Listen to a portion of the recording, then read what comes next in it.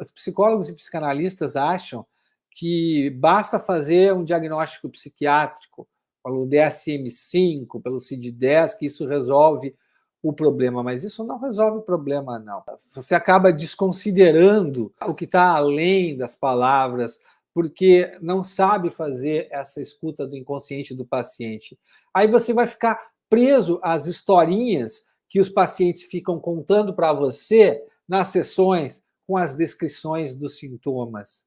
Descrição do sintoma não vai fazer você chegar às causas dos conflitos inconscientes dos pacientes. Agora há pouco tive pacientes saindo daqui, que se eu não agisse para sair da conversa mais superficial de descrição de sintoma, não íamos entrar nas camadas mais inconscientes que o paciente tem para trabalhar. Aquelas que estão fazendo ele sofrer, que fizeram vir a terapia.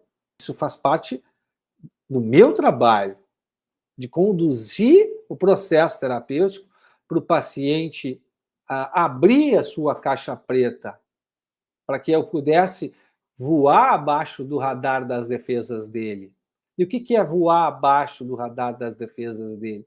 O paciente vai vir com racionalizações e eu tenho que ter técnica para conseguir driblar essas racionalizações para chegar às causas dos conflitos inconscientes que ele tem. Ele pode vir com formações reativas, ele pode vir com anulação, com intelectualização, com projeção, ele pode vir com uma série de mecanismos de defesa.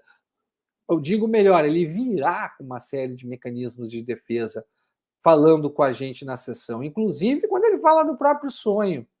Agora, a gente tem que ter essa capacidade técnica de desmontar esse arsenal defensivo do paciente para conseguir com que ele olhe para o próprio conflito, para que ele olhe para os próprios desejos sem tanto medo, sem tanta defesa, sem tanta armadura, para que isso desbloqueie ele, para que isso diminua a intensidade da sua angústia.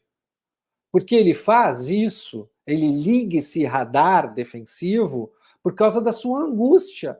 É a sua angústia que faz ele ficar usando defesa atrás de defesa. É a sua angústia que faz ele desviar do assunto. É a sua angústia que faz ele fugir da dor mental. E aí nós não podemos ficar presos a protocolos rígidos de como trabalhar com os pacientes, porque senão a gente não vai conseguir voar abaixo do radar defensivo. Nós não vamos conseguir abrir essa caixa preta, que é a mente do paciente com seu inconsciente. Por exemplo, um paciente que sonha que está numa festa com os familiares da esposa, por exemplo, e todos estão olhando para ele com um olhar de reprovação. Esse sonho, ele revela muitas coisas sobre o paciente, revela os aspectos persecutórios que o paciente tem em relação à família, revela os conflitos familiares que esse paciente tem, revela também a sua necessidade de autopunição e autossabotagem. E também pode estar revelando, se a gente está atento, uma antecipação de uma autossabotagem que ele vai cometer no futuro. Se nós dominamos a técnica da interpretação dos sonhos, se nós conhecemos a estrutura da personalidade do paciente, a gente consegue fazer não só o diagnóstico e confirmar o diagnóstico da estrutura da personalidade, mas dos próximos passos que o paciente vai fazer na terapia. Nós vamos conseguir entender isso também com bastante propriedade e compreensão.